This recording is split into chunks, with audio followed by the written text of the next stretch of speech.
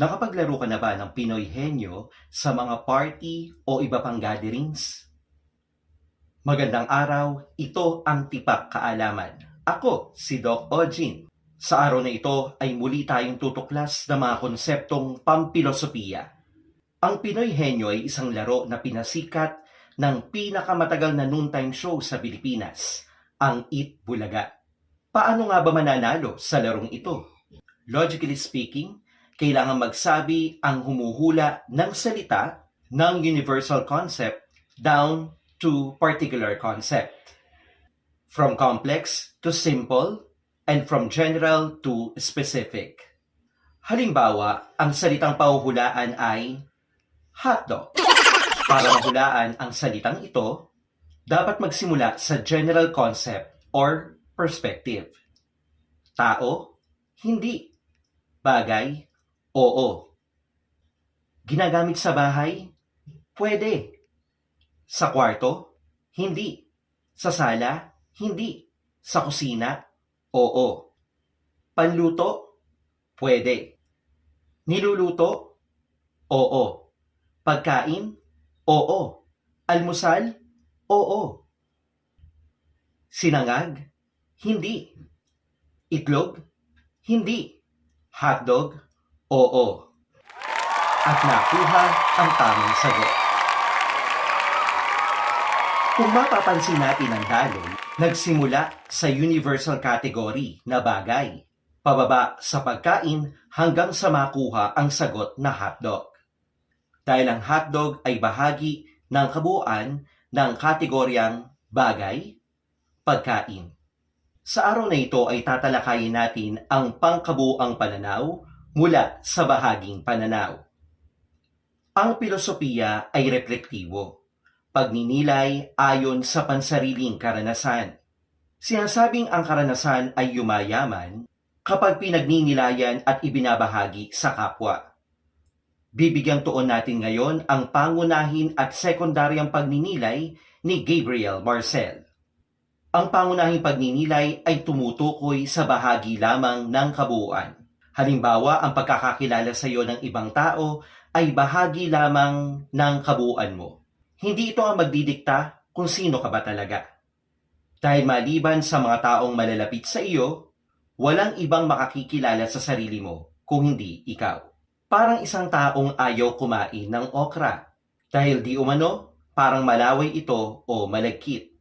Pero hindi niya alam na ang okra ay kilala sa pagkakaroon ng mataas na vitamina C, K, folate at iba pang minerals upang maging malusog ang ating katawan. Mayaman din ito sa fiber na tumutulong sa maayos na digestion. Kumukontrol sa dami ng sugar na naa-absorb ng ating katawan. Sa sekundaryang pagninilay naman, ito ay tumutukoy sa kabuuan. Kabuuan ng isang tao, bagay, lugar, pangyayari at iba pa. Ano ang nais bigyang diin dito ni Gabriel Marcel? Huwag tayong maging dikahon. Lumabas tayo sa ating comfort zone. Kapag kasi nasa loob tayo ng kahon, black and white lamang ang mga kulay na nakikita natin. Limitado. Pero kapag lumabas tayo ng kahon, lahat ng kulay ay makikita natin, ang kabuuan. Gaya ng isinasaad sa alegorya ng yungib ni Plato.